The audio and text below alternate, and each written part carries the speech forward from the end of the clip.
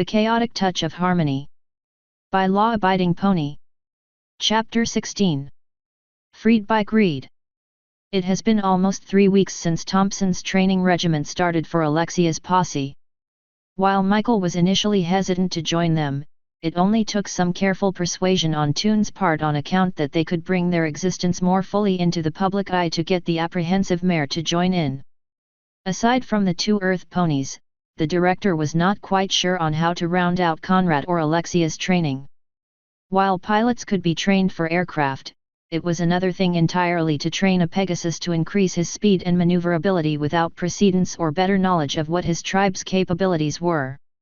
As for Toon, he left improving her magic entirely up to her and the princess.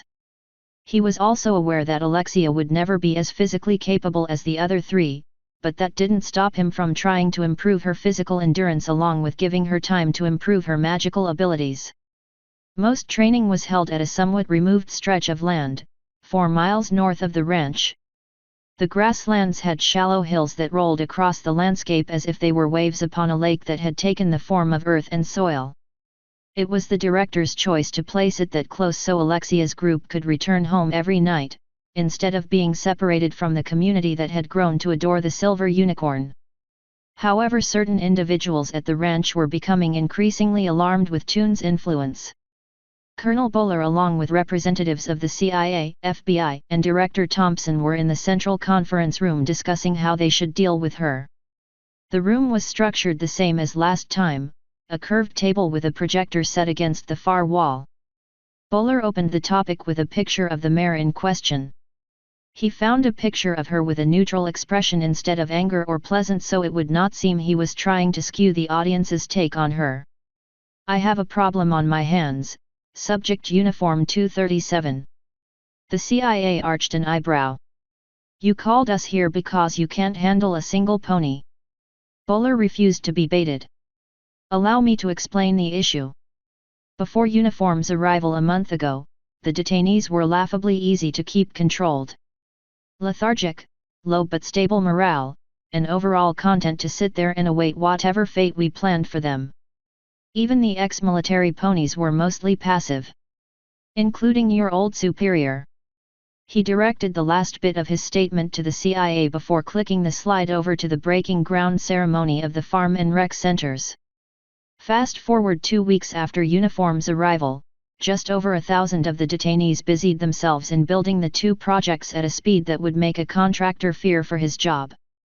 Many on the farm didn't have tools and improvised more from the camp. Even with Uniform and her click away on one of the director's little training sessions. Bowler said derisively at Thompson. "The ponies left behind are starting to show initiative." He changed slides to a black Pegasus with a red mane. "First Sergeant Vanders seems to have taken it upon himself to be the stand-in for Uniform when she is away. But he always defers to her without question when she's present." The side flipped again to a bar graph. As of yesterday's opinion poll that was distributed around camp by one of the ponies still loyal to the military, Uniform has nearly 2,000 of them looking upon her as leader. They're also starting to become noisy about wanting to be free of the ranch. Almost a third of them have developed those strange brands on their flanks as well, but these 2 won't care about that. The FBI representative wore a mask of concern. "What did you mean by still loyal to the military? There are over 200 servicemen or former federal agents, are there not?" Bowler nodded as he brought up the exact figure on a smart pad. 212 to be precise. Only 21 are still giving me accurate reports, while over 100 refused to follow orders and were stripped of their rank. If they didn't resign first. The FBI's unease worsened. Resign. When brought in for inquiry, many threatened to resign their commission. Those that didn't were not pressured and were released before they went that far to resist. The CIA grumbled. "I told the committee making the ponies' service contracts voidable upon request was a horrible idea." The FBI concurred. "The DoD was unwilling to give us the power to void it without consent unless we allowed the pony the power to do so as well." He turned to the colonel. "So let me guess. They were asked to act in what they thought was against Uniform." The commander gave a curt nod. I've tried to find the cause of this shift in loyalties. Uniform expounds on the desire for her kind to be acknowledged publicly in a restoration of liberties, but outside of that she has made no declarations against the state. As such, I can't get any rumors of treason or anarchy to gain any ground. Nor has any outright attacks on her character found any success. Is she using magic to control them? CIA asked. That I can't tell for sure. Bowler replied at length, hating his lack of information. For a time, I did manage to get one of my loyal unicorns to join Uniform's magic instruction session she held 3 days ago. The individual had thus far been avoiding the unicorn out of that same fear you just voiced. As far as the following report went, unicorns only possess active magic. Outside of the charismatic aura every pony has. Perhaps Uniform learned mass control magic from Twilight. You did say in your report on her that the winged unicorn is considered a leader among the native pony civilization. Perhaps that culture uses subtle magic to subdue the masses into willingly obeying the leaders.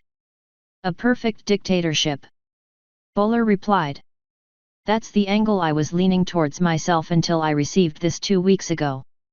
The projector showed a short clip of a brawl caused by a small group of ponies attempting to attack Toon during a conversation at the mess hall. Almost the entirety of the crowd came to her defense and she yelled for them to stop. Many of her supporters did, but the instigators were not listening. Toon's horn flared as she yelled for them to stop, which ended the brawl almost instantly. The CIA was displeased. So there it is. Mind control. Bowler nodded, but did not wear a mask of triumph. I was hoping that display would ruin her popularity. Instead she publicly apologized for it and fully acknowledged what she did and swore to not repeat it. Her response was not what concerns me, what does is that her horn was active. The azure glow in the clip was clearly visible. The FBI caught on. So you're saying that this is concrete proof that her control magic is active only? That's what the evidence tells us. Even then, those affected by her word of command in the mess hall felt the compulsion to obey for only a few seconds. Had the surprise of it not kept them from resuming, they would have. Which means her forced control over them is extremely short-lived. Whatever the source of her popularity is, it's not magic. Could it be rooted in the ponies' collective psychic? The CIA questioned. Maybe they instinctually select a leader and follow him. Possibly. Bowler replied. But that wouldn't explain why they waited so long and then almost jumped on her barely a day after she arrived. What about her influence on your human assets? The FBI asked. Minimal. He stated with certainty. I've had those who have regular interaction with the ponies under close scrutiny. None of them have shown anything more than expected sympathy, but are still loyal to me. As a precaution though, I'll be rotating them out within a few days. Is all of this really serving the United States' best interests? Said a lone voice with an undercurrent of controlled hostility to it. As one, the 3 talkative men turned to Thompson who had been silent all this time. Care to enlighten us, son? The elderly CIA man demanded of his subordinate. A country thrives on having willing participants serving its needs. All of you here swore an oath to defend and protect this great country, did you not? Of course we did. FBI replied tersely. What's your point? My point is that we are squandering the best resource the states possesses, loyal citizens. He leaned forward in his chair to stress his argument. What was our original purpose in gathering the equines here? To protect the population from the perceived threat of the charismatic aura. As you have just attested to, Colonel, this aura is not some omnipotent force. Your men are not gaining sympathy from magic inducement, but from seeing these beings being treated like test subjects and second-class citizens. He continued before Bowler could rebuke him. Colonel, you've been losing the loyalty of the former servicemen not because of Uniform's influence, but because we are betraying them with this kind of treatment. Uniform doesn't control the ponies. She's very charismatic with them, yes, I fully support that opinion, but she is not making them dissidents against the government. We're doing that to ourselves. Bowler simply clasped his hands and gave a mirthless smile. Director, your job is to utilize Uniform and her companions to protect the Union. Not dictate policy. Thompson became insistent. Colonel, I have 4 equines under my command. Only 4. He stressed to drive it home. If we released them back into society, I can promise you that a lot more than 4 would serve our country in the same capacity that Uniform does. There's a damn good reason a volunteer military is as powerful as it is. And just how should we do that, son? The CIA replied, showing Thompson has his attention. The director took a breath to prepare himself for the expected backlash. We issue a public statement and apology, stating our reasons for containing them the way we did and give restitution to the ponies. We should offer to reinstate those who resigned while under the colonel's care. Bowler forced his anger behind a mask of dismissiveness. I think you've become too attached to your assets. They are tools, Director. You should remind yourself of that. Thompson hated that analogy, but he could still work with it. Tell me, Colonel, he said slowly. Do you take a filthy rifle into combat? Or use an aircraft that hasn't been maintained? Bowler scowled. Of course not. What of it? Since you're too intent on thinking of these ponies as tools, then you should treat them as such. Not like a hammer or screwdriver you find in just about anybody's garage, but as an engineer would treat his equipment.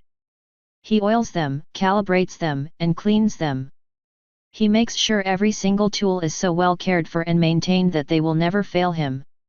A rifle and aircraft are the same way. So are people. The only difference is how you maintain them. In case you've forgotten, let me remind you. They were all human once as well as American citizens. They aren't some animals that were just recently granted sapience or aliens brought in from the pony home world. They know what freedoms they used to have and now they want them back. He glanced at the FBI and CIA. The ball is in our court, gentlemen. We can either give them this simple thing that they want and be rewarded by their continued loyalty and service. He had the momentum he wanted and wanted to drill this into the 2 representatives. Or we can continue to try and contain them until they either forcibly escape or die in the process. Either way we all lose. The CIA mulled over it. A difficult proposition. What you suggest may actually be better in the long run. I know for a fact we are not the only country with ponies. It's only a matter of time before they start killing or releasing them. If we do it before anyone else, we could play the good guys here and may even draw refugees from other countries. Say we kept them long enough to make sure they were not a threat to the general public before releasing them. The FBI was on the fence. I still don't like the unicorn's active magic.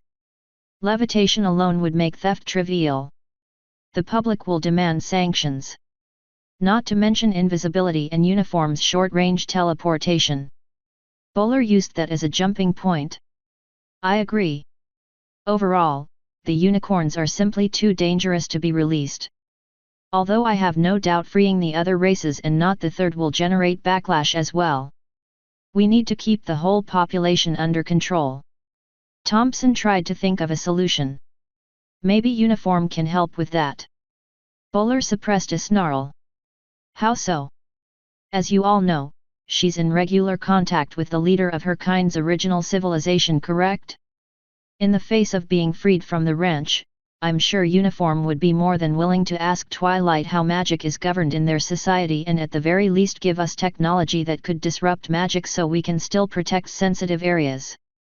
The FBI liked that idea instantly and a greedy sneer crossed his face. Yes. People and companies the world over will want anti-magic security. If it can be mass-produced, we could corner the market on it. Additionally, we can avoid any political flack from magic used against public interests by saying we had a solution ready for sale, but they refused to buy. The CIA was more cautious. We should wait until we test these anti-magic technologies, if they exist, before we release them, however. Make sure a working mass-producible prototype is ready to ship before then. Bowler was furious, but in the end an obedient man. How do you want me to act from here on then? He said with barely contained rage. Thompson remained silent, his work done. The FBI leaned into the CIA's ear to discuss matters briefly before he addressed the colonel. This still needs executive approval before all else. Do nothing outside of the norm. The CIA's tone grew terse. And do nothing to antagonize the equines. Keep them limited to the base, but give them something minor to bide time for approval. A simple liberty that they've asked for. He turned to Thompson, who was doing an admirable job in hiding his victory smirk. I want you to have uniform find this method of magic control. You may tell her, that her kind's future depends on it. If anything will get her motivated, that will do it. As you wish. He replied respectfully. The CIA wasn't done with him yet. However, given her talents, make sure she knows that even if we do get presidential approval for release and if we get the anti-magic, she must serve for at least 4 years. I want her on the front lines of keeping foreign nationals from using that power against us until we get the anti-magic infrastructure in place. Thompson nodded. Given her options, I have no doubt she'll agree to those terms. The FBI cut in. But this must remain secret from the rest of the ponies. If the President declines the reversal of Order 12012, then we will uphold his decision. I understand. Good. The CIA checked his phone. I have to leave now anyway, so I can join that meeting on finding out the source of these damnable psychoactive clouds landing all over the place. Now if you'll excuse me. I must be going. The FBI stood as well.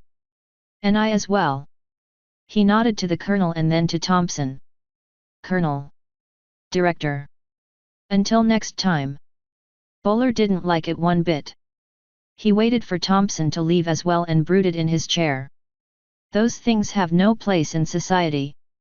If I can't do anything to them here, then I'll make sure the press will tear them apart. He glanced at Alexia on the paused clip. Still, if this does go through, the vermin will scatter and it'll remove uniform's support base. After that all she needs is a little accident during an op. Alexia was in a large field, barely a mile from the north fence of the ranch. She was badly winded from the long run she had just finished. 10 miles was way too far for the unicorn to ever run for recreation. The green and yellow earthmares had settled into a friendly rivalry. Anderson found her newfound speed and endurance intoxicating and wanted to prove herself superior to Loki. The hacker was more than content to let the new mare dream the impossible dream. Conrad was just warming up his wings after the long-distance run on the ground and settled down next to Alexia, who was resting on her belly in the wild grass. How are you holding up? Well enough, she said between breaths. I don't think unicorns are built to run this much. She had a belt wrapped around her barrel and she pulled a water bottle off and took several gulps. How about you? Conrad turned to the side and showed one of the 2 reservoir crystals she helped him make was completely drained and dull. I'd be hurting bad were it not for these. I have to work out both legs and wings. It's not so bad though, out here I'm allowed to fly as far and as high as I want. He didn't need to say because Thompson knew he would always return for Alexia. Where is our shepherd, by the way? No idea. His goons are overseeing the Earth pair's physical training right now.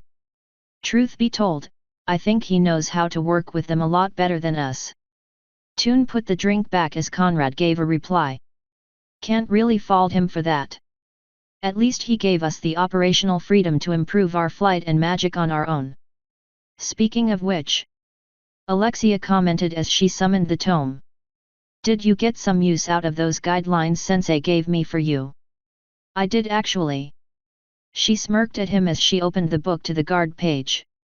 He noticed her coy grin and walked over to the book. What's so funny? Did you notice anything strange about the text I wrote out? His brow furrowed in confusion. No. Should I have? I wrote it in Equish. You did. He remembered the pages she had written out were in English. However, he also remembered something about her telling him the illusion comprehension spell. "You've been reading my book when I'm out of the house, right?" According to Chui, any pony who reads that book learns Equish within 9 days. She walked over and nuzzled his cheek so her mouth was next to his ear. She whispered to him with barely contained mirth. "In fact, I've been speaking Equish to you this whole time." The moment the realization hit him, the illusion was shattered and he replied in Equish. "How come it sounds like your spi?" He heard the words coming out of his mouth and they were definitely not English. He forcibly kept his words in his native language. That is a very strange way to learn a language. She kept speaking in Equish however. "I like how it sounds. Melodious, yet not annoyingly so. Sort of whimsical. Well, if you prefer it, then we could hold all of our conversations in it if you wish." He liked the idea of knowing a language that no one else on earth would know. "I would actually," she replied with a smile and light kiss. "But I'd like to think of it as a benefit for the person I wanted you to meet." She glanced at the page and saw the purple dot was lit. Perfect, she was able to get away like she said. Toon placed her left hoof on the page. "Unlock." Conrad took a step back and let the scanning light pass over Alexia. It remained green and within a few seconds, Princess Twilight Sparkle materialized. Alexia bowed her head and Conrad felt the impulse to do the same. Twilight was overjoyed to see her. "Alex. How have you been?"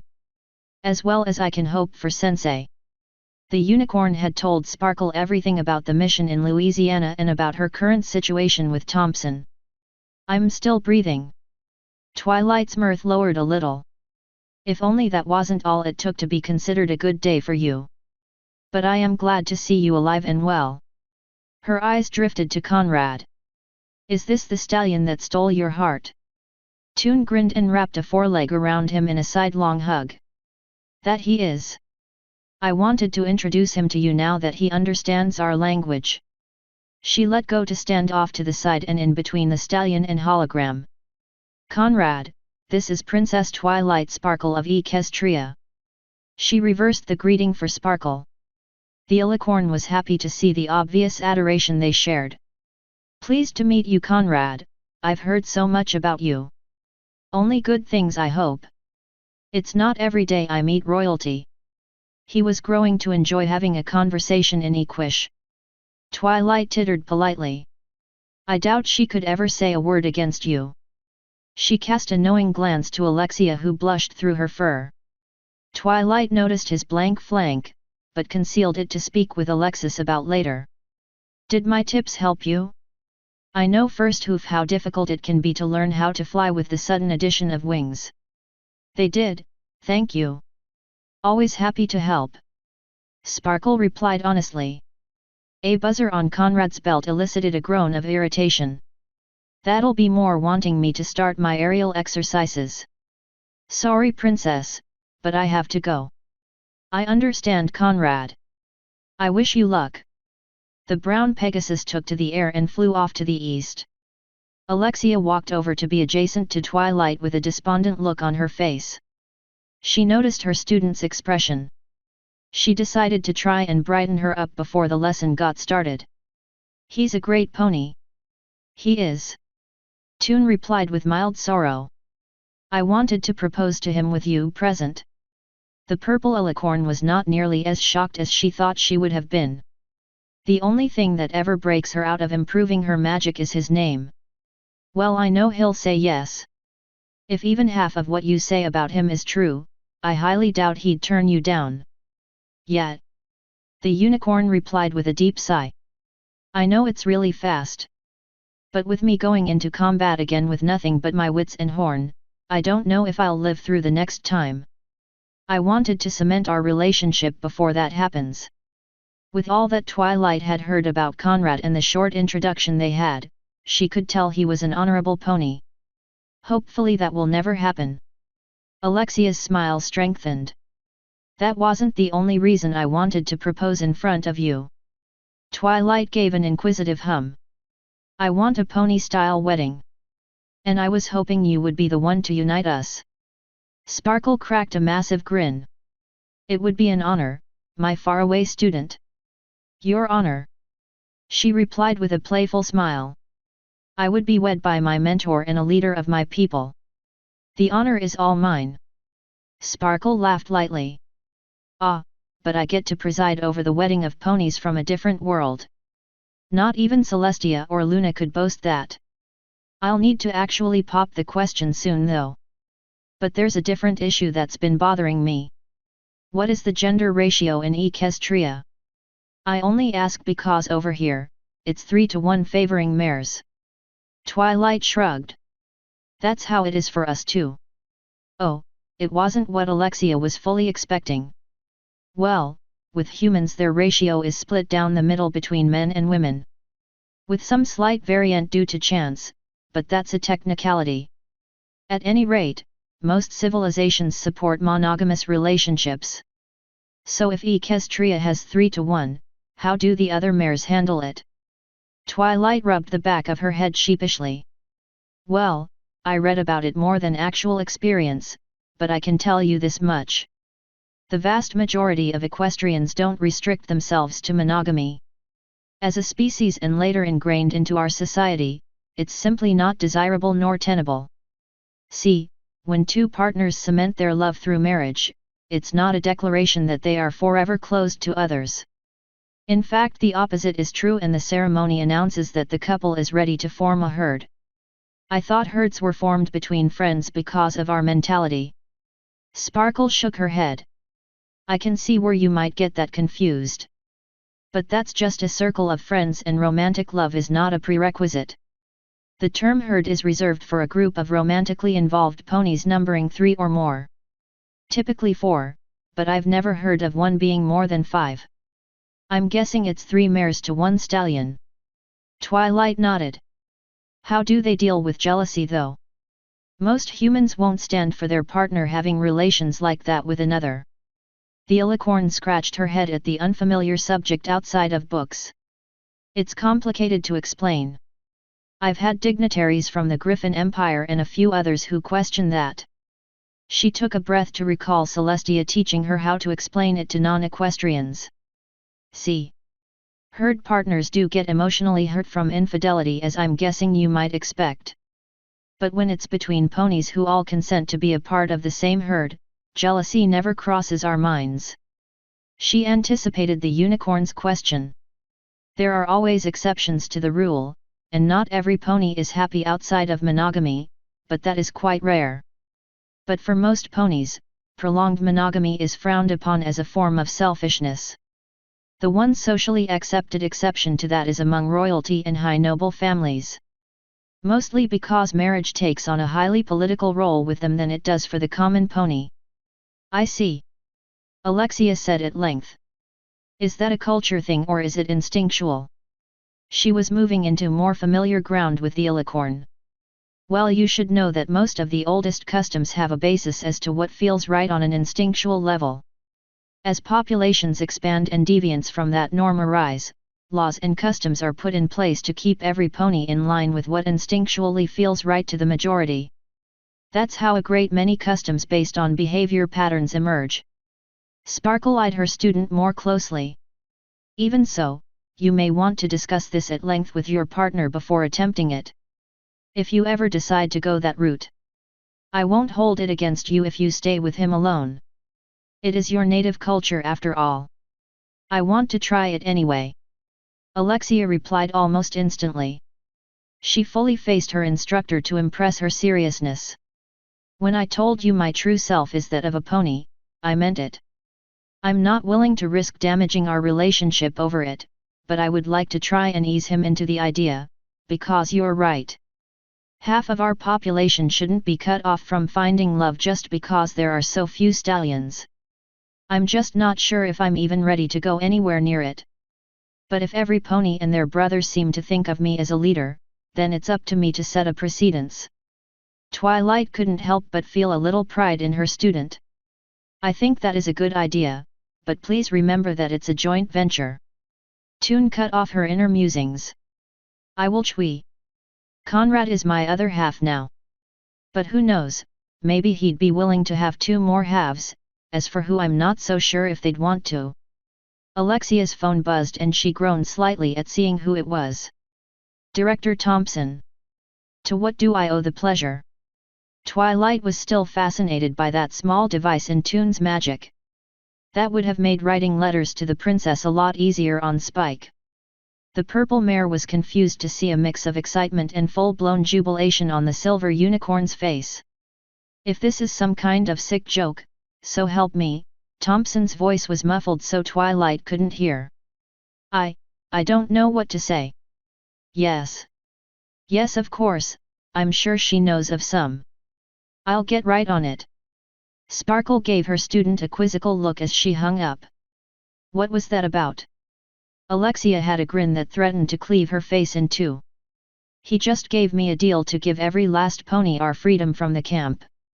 The alicorn was taken aback. I didn't think they'd ever do that willingly. Nor did I. But they want something from you in exchange. Me? Twilight grew suspicious. What is it? The condition is this. Thompson's masters are going to try to get presidential approval to release us as a big PR stunt. However, they still have reservations about unicorn magic, so they wanted some way to block or dampen magic so they can protect sensitive information and equipment. Sparkle knew it was a legitimate concern. Crime isn't that big of a concern here, but there are always those who will break the law. However, by the way they've treated you thus far, I'm not willing to give them serious power over you. Color drained from Toon's face. But this is a golden opportunity. If we give them something that works, then they're bound to really consider letting us go. Twilight held up a restraining hoof. You misunderstand me, Alex. I can give them something they can use, but I don't want them using it against you personally.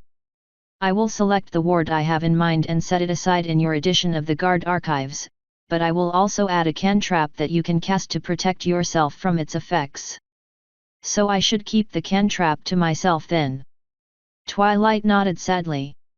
From what I've seen and heard, your government is not above breaking its own laws to get what it wants. That may be a universal theme among your planet, but it is still repulsive to think about. Sparkle's gaze became unfocused as the real alicorn searched her library for the appropriate book. Besides, Thompson didn't ask for you to not have a counterspell to it, right? A conspiratory smirk crossed Toon's face. No. He didn't. Jackson stood in a stable firing position with a 9mm HK-45 pistol firmly in his grip. 10 meters downrange was a silver unicorn surrounded by an azure shield. He stood behind a ballistic glass barrier that would protect him from ricochets. Surrounding Toon was a similar layer of glass that fully protected her from his direction of fire. This version of the specialized kinetic shield spell was able to pass between her and the glass thanks to the side effect of the spell not being blocked by transparent solids, such as glass or types of plastic. The latter being something Toon discovered on her own. It only took a minor alteration to the spell's parameters to make it flush against glass or transparent plastic if needed. Jackson clicked his wrist radio twice to give a loud audible warning that he was about to fire. Alexia responded by sending a pulse of energy through the shield that manifested as a ring of brighter azure that ran the length of the barrier. The brown Pegasus and holographic princess off to the far side watched with concern and curiosity in equal parts. Jackson fired one round dead center of the barrier. The shield flickered and cracks radiated from the impact point, but held and solidified a moment later. Jackson yelled a warning. 2 rounds. The gun reported twice. The first bullet cracked it and the second one shattered the barrier completely.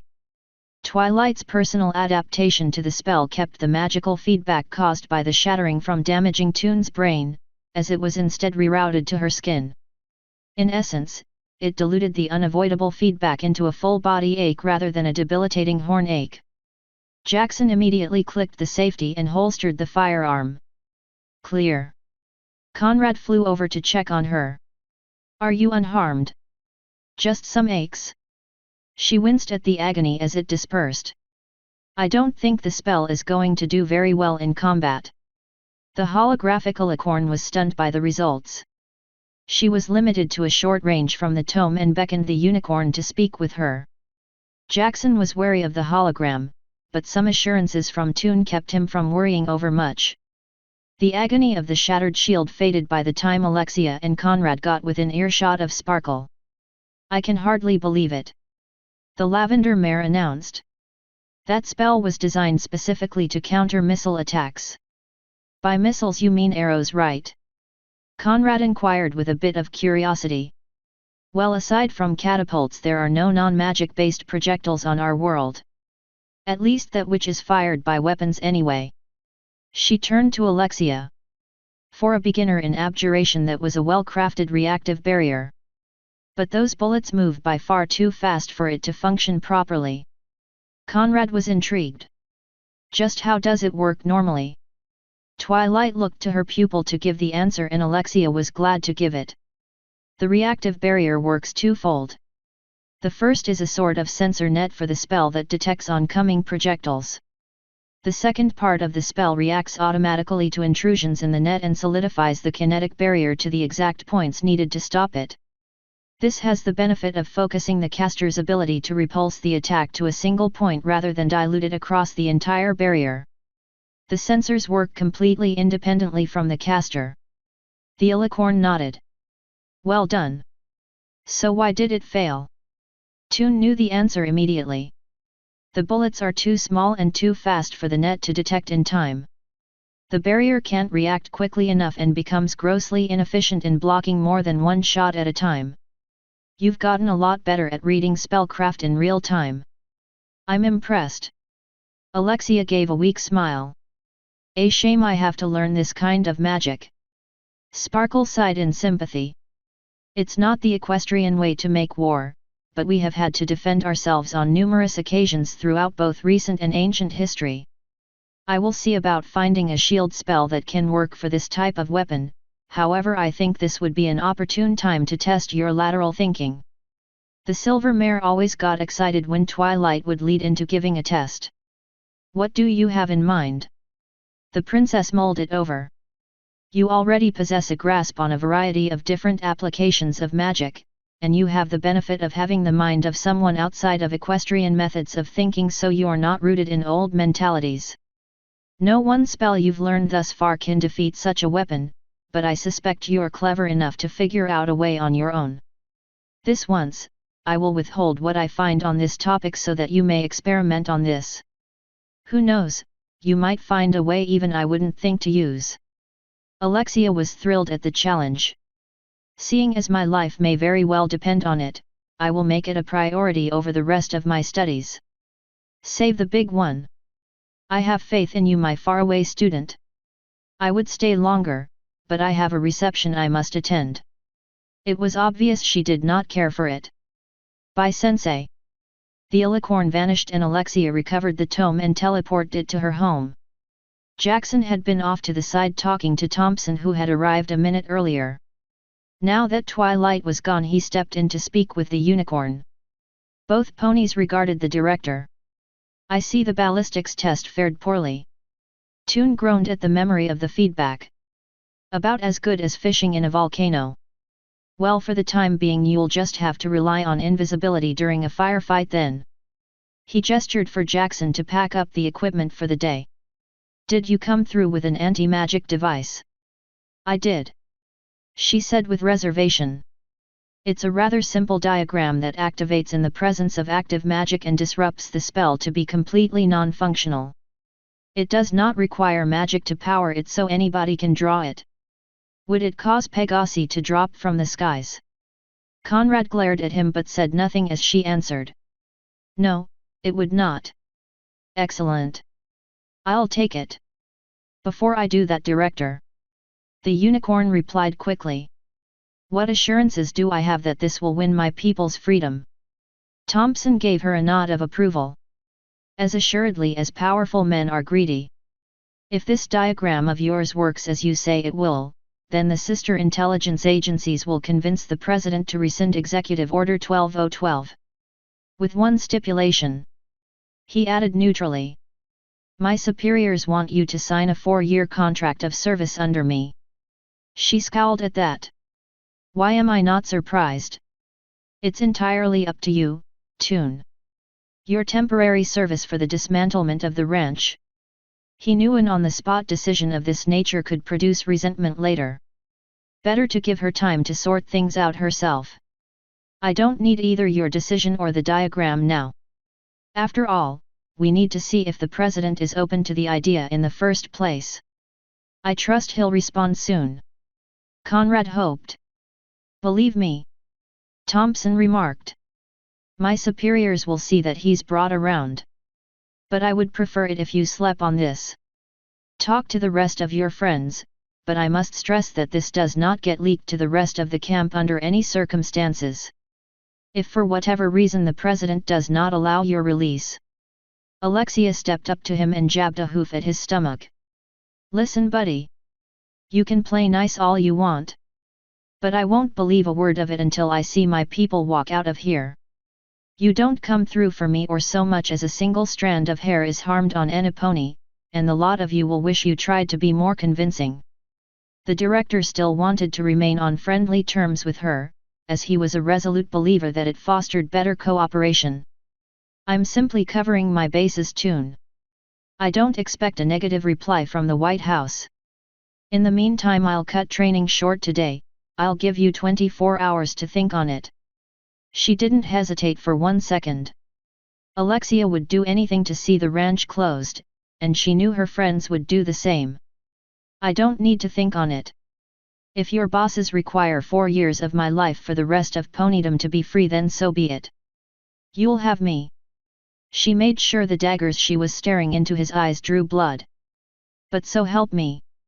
If you betray me and try to use this agreement if the press says no, she couldn't think of a threat that she might regret saying later, so she let it hang. I wouldn't dream of it. Thompson replied simply. She scanned him for any deception, finding none. Glad we understand each other. She tilted her head towards the ranch while addressing Conrad in Equish. Come on, let's go grab some grub before I start eating the grass. They started to walk off and he waited until they were out of earshot of the humans before speaking. Didn't you eat 1.5 MREs for lunch? I was hungry. Yep, but those are designed for big soldiers, not a mare who's not even a third their weight. Thompson yelled out to her before they crested the small hill. By the way, Dr. Wilder wanted to speak with you. She's in the hangar. She silently waved back in acknowledgement and continued walking. Conrad lazed through the air, staying at Toon's side and pace. What do you think she wants? I ask her to run me through some tests to find out why I'm not doing so hot on the physical training. She'll probably just give me some extra vitamins and tell me to drink more water. Let's hope that's all it is. The pair heard thundering hooves as the 2 earth mares raced from their long-distance run. It was clear as day to the couple that Loki was letting Anderson stay neck and neck. The pair blasted past the couple in a blur of fur. Anderson tripped from exhaustion and tumbled end over end before stopping on her side, gasping for air. Loki was winded, but was still able to prance around the yellow mare with an energetic step. Game point to me. The defeated pony barely had the energy to glower at her. She found herself encased in azure light and lifted in the air to be placed upon Conrad's back after he settled back down to the ground. Not exactly a position I'm used to, he quipped. Anderson was too busy sucking air to care about a response. Loki jogged around the trio to properly cool down.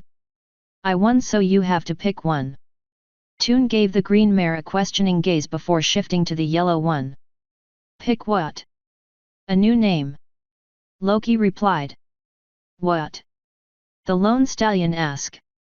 Anderson bet me that if I won our race to return to you guys, she would give up her male name for a female one. Toon frowned at her.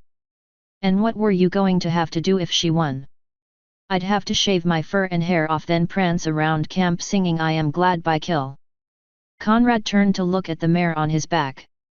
At least you didn't challenge her to a drinking game. Anderson gave a weak laugh as her heart rate was returning to normal. Alexia eyed Loki with an anticipatory reprimand. Does she get to pick it at least? What kind of person do you take me for? Loki replied with mock injury. Of course she can pick it, but it can't be too close to Michael. That's the rule. You shouldn't force this on her, even with a bet. The unicorn chided. Anderson waved a restraining hoof at her. No. It's okay. I've been kidding myself long enough as it is. Conrad halted for a moment so she could walk on her own in between him and the silver mare. I knew I couldn't beat her, so I wanted an excuse to give it up.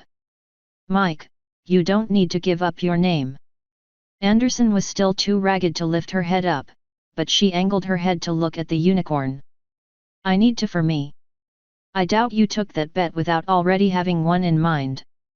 Conrad commented. I do actually. Her breathing was normalizing and she lifted her head up to a normal posture. Anderson ran a hoof through her mane so she could see it a little better. I really like how my mane and tail's coloration turned out, so she put her hoof back down to glance at everybody to gauge their reaction. I want my name to be Crimson from now on. Toon smiled warmly at her. I think that's a wonderful name. Conrad's adopted a playful tone. It would definitely make it hard to forget. The posse reached the northern gatehouse and the guards let them back in without question. There was no need to check ID when their species was identification enough. Alexia spoke once they were out of earshot of the soldiers. You guys get some grub, I have to go see what Wilder discovered, if anything. Her group waved back at her as she cantered off towards the hangar. Conrad watched until she was out of sight before facing the two remaining mares. Okay, I need to know if you guys can keep a secret. Depends. Crimson replied. I'm not keeping one from Alex. Loki answered sternly. Not from Alex, but from everybody else. The mares moved to flank the stallion as they kept walking. What is it? Conrad scanned their immediate surroundings to make sure no one was close enough to hear on their way to the mess hall. We just got an offer that could close the ranch permanently. Had they not been walking automatically, the mares would have halted in their tracks. Crimson was about to shout a response, but a shush from Conrad kept her voice low. You mean I can finally tell my folks what really happened to me? Yes, but there's a catch. He cautioned. Loki's jubilation deflated. What? Alexia has to sign on for 4 years so the man can continue to use her. What about the three of us? Crimson asked the shared question. He didn't say either way. I'm sure we'd be free to go with the rest of the ponies if we wanted to. To hell with that. Loki barked. She knew exactly what Toon's answer to that offer would be. Glorious leader isn't going anywhere without me to watch her back. Conrad knew he could count on Loki for that much. My sentiments exactly. All eyes fell on Crimson, who was put off balance. You want me to join you? Course we do, Crimmy. You're one of us now. Loki maneuvered around Conrad to bump shoulders with the fellow Earth pony. You can't tell me you'd abandon Alex like that. Anderson hesitated. I still want to let my family know how I'm doing. But there's no way I could ever return to my old life, not looking like this. And I think I'm starting to enjoy my new body. But for Alex? Her soul-searching lasted for several minutes. No matter what excuses she could think of, the thought of leaving her friends felt abhorrent and abandoning Alexia as repugnant as treason. She's helped me every step of the way since I got here. She took me in without question. I'd never forgive myself if I turned my back on her after she just sacrificed 4 years to set the rest of us free. They were in front of the mess hall when she spoke again. You're right, Loki. I could never abandon her. I'll sign up too. The fierce determination was all the other two needed to see. Toon meandered into the hangar and the receptionist directed her to examination room 3. The mare rapped on the door and a familiar professional tone answered. Come on in, Miss Toon. This examination room was more traditional. Somewhat cramped with barely sufficient room for the table, some counters and enough room to walk about. Alexia jumped up to the table without being prompted and sat on her haunches towards Wilder. Did you find out what's been making me sick lately? I have. She replied in forced neutrality. I've given news like this before, but not directly to the patient.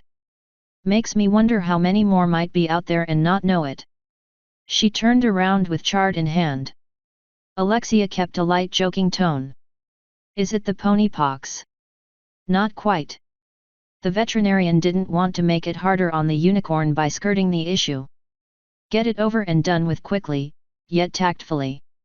She stared at the mare's trusting expression that began to falter the longer Wilder remained silent. She cleared her throat to speak. You'll be pleased to know, you're actually in perfect health. Doctor. Even I know you don't throw up 2 times in 1 week and have mild fatigue from nothing. Wilder kept her professional mask on. The test results say that you're pregnant.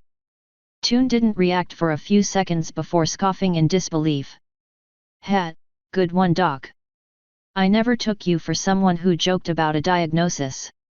Wilder's tense expression didn't waver, Alexia's jovial demeanor did. I can't be pregnant, doctor. I never went into heat. I ran the blood work and urinalysis 3 times each to be sure. Each test said the same thing. You're pregnant. Toon was starting to grasp at straws. Maybe your tests are inaccurate. I mean, ponies are an entirely different species. What if my autoimmune response to this illness is triggering a false positive? I checked for infectious agents, and while I won't say that's foolproof, I didn't find anything else out of the ordinary. Dread was coursing through the unicorn's mind until she remembered Twilight's breathing technique. Okay, I'll solve this right now with inner sight. That'll prove it once and for all.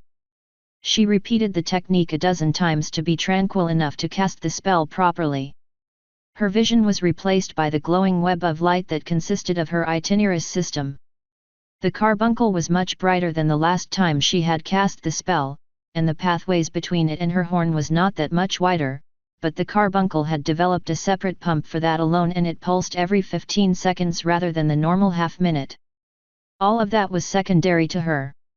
Ponies require magic to develop, right? So there if I were, with child then. The capillaries around her womb were very dense, but she could plainly see a small trickle being funneled into 2 separate points and could sense the extremely faint magical frequencies of both. The complete shock of it jolted her out of the spell. The realization struck home, and a hoof unconsciously drifted to touch her abdomen. Her ears fell flat and her jaw quivered in terror as her eyes misted over. I'm. She couldn't get the words out of her stammering lips. Wilder was torn between her professionalism and wanting to comfort the mare falling apart at the seams. She needs the support of her herd before this becomes traumatic for her. Miss Toon. She raised her voice to cut through the tearful sniffling. You should go to your friends. You shouldn't deal with something this life-altering on your own. The logical part of her mind tried to kick in. I will, doctor. Her thoughts started to reorganize after 3 minutes of rhythmic slow breaths. Wilder handed Alexia some tissues to clean herself up and a bowl of water to cool her face. After drying off, Toon felt composed enough that she could make it back to the house without her mask breaking down. Toon carefully climbed down off the table and was about to leave before she stopped and faced the veterinarian. Please don't tell anyone about this. Least of all the colonel. You have my word under doctor-patient confidentiality. No one will know unless you tell them. But I highly recommend that you inform the father. She had to repeat her breathing 3 more times to fix the crack in her mask. She looked back at Wilder. I will, doctor. As scary as it will be to tell him. Her visage settled into determination. I don't run from my problems. Can I return later for a proper checkup? Absolutely. How about this Friday? That'll be perfect, thank you. She shut the door behind her and leaned against it in an upswing of panic. Keep it together, Alex. Just keep it together. Her calming exercises brought her emotions under a semblance of control, and she pushed herself off the wall and forced her best smile on before making her way back home. She ran into well over a dozen ponies, all wanting to ask her about various questions and topics ranging from a possible third construction project to what sort of sports or plays they could host in the rec center. One Earth stallion even wanted to know what kind of flower he should plant for the Pegasus mare he wanted to court. All of it was a welcome distraction to the issue sitting in the back of her mind like a raging elephant. The constant requests were becoming part of her routine of sorts, and she tried her best to give meaningful responses. Well, what color is her mane? A light purple. What does she like? She has a thing for basketball. I think there are some purple hyacinth seeds in the storehouse. That should work for you. Great, thanks. He was the last one to leave of a group of 30 that came to her for advice. I wonder where they'll all go once they're free of this place. The crowd had slowed her down long enough for her housemates to return with the food. All it took was one look at Conrad to have her condition roaring back to the forefront of her mind. Said stallion instantly locked onto her fracturing mask, and coupled with her recent visit to the veterinarian, he became worried that she might have something serious. Are you okay, Alex? The Earth mares stopped eating to share a concerned look before all three stepped over to the unicorn, who fought to keep from trembling. In a manner of speaking, was all she could say. Loki inspected her closely. Doc say you caught something. Alexia cringed and looked Conrad in the eyes. She did. Loki glanced between the couple. Did he give you an STD? Alexia's face spanned between cringing and nervous halting laughter for several seconds. Well, I wouldn't call it a disease. Her three companions' faces had a mix between confusion and revelation. Toon didn't even think of her announcement as being private between him and her. Nothing had been hidden between the three ponies for weeks, and Crimson had been adopted into that policy by the second day. Guys, I'm pregnant, with twins. Crimson and Conrad were stunned. Loki had a Malkavian grin. I knew there was something off about you lately. She took the unicorn in a massive hug that forced her to sit on her haunches to keep from falling over. I know for a fact you'll be a great mother. And I, Loki, will be a magnificent aunt. She cackled madly. Everyone passed it off as Loki being Loki. The Pegasus was rather miffed that Loki had jumped ahead of him. He came around to the side and joined in while nuzzling her. I can only hope I'll be half as good of a parent as you will be. Much of Alexia's anxiety was burned away at both of their support, and she wrapped her forelegs around them in turn. The other ponies turned to Crimson, who was standing off to the side and was trying to avoid a situation where she felt her presence was not wanted. Loki waved her over. Come on, Crimmy. You're one of us too. I thought I was only living here with them until I learned how to handle myself as a pony, but they haven't asked me to leave yet. I've barely known you guys for 2 weeks. She countered hesitantly. She desperately wanted to be a part of it, but most of her was scared of being an unwelcome intrusion. Conrad scoffed.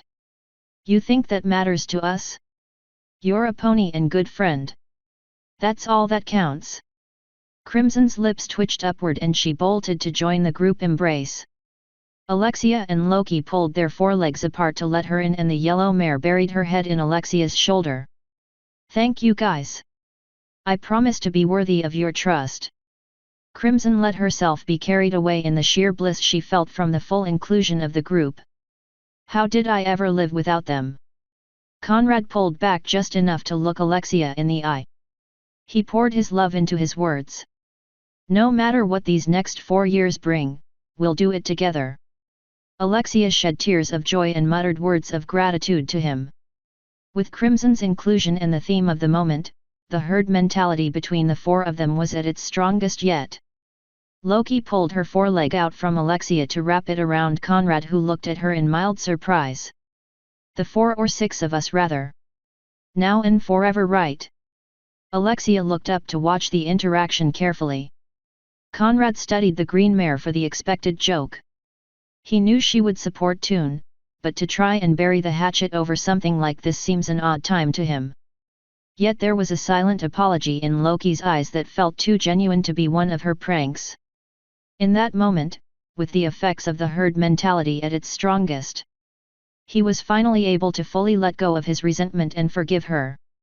Yet, he said slowly, with a gentle smirk directed at the green mare. Together. Unbeknownst to everyone present, a steel-colored kite shield with a short sword sheathed behind it and pointing straight down emblazoned itself on his flanks. The jolt across his nervous system as his spirit remolded itself to fit its shell startled the mares out of the group hug.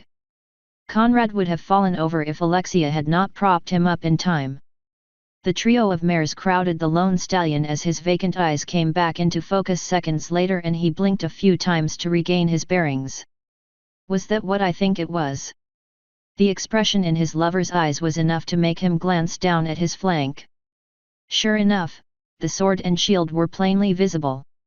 He saw the pattern on the shield itself was that of a miniature black ankh with stylized white wings on either side. What little of the blade that was visible from behind the shield was the same steel grey as his mane and tail. The trim of the shield was azure. Except for Crimson, who was a little confused about it, the other two mares were thrilled at his cutie Mark's appearance. Conrad smirked internally. So I am destined to be her champion? No, I chose that destiny for myself. The mark only reflects that decision. He couldn't be happier with it. Loki had a realization. Hey guys!